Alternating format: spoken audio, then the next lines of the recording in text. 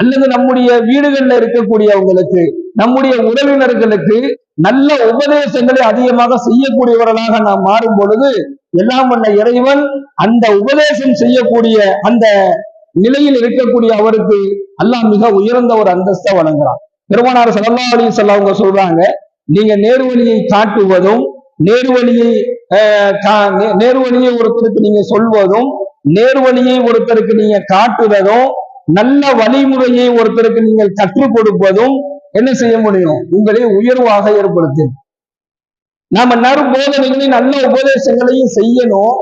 ஆனா அதை எடுத்துக்கிறதும் எடுத்துக்கொள்ளாலும் அவருடைய விருப்பமாக இருந்தாலும் அது அல்லாஹ்வுடைய கையில இருக்குது. அதைத்தான் இந்த வசனத்துல அல்லாஹ் சொல்றான், நபியை நீங்க சொல்லுங்க, அவங்களுக்கு உபதேசங்கள் செய்யுங்க, ஆனா அதை நினைச்சு நீங்க வருத்தப்படாதீங்க, நீங்க கவலை அடையாதீங்க, அவர்களுக்கு நேர்வழியை கொடுப்பது என்னுடைய கையில் இருக்குது என்பதாக அல்லாஹ் சொல்றான்.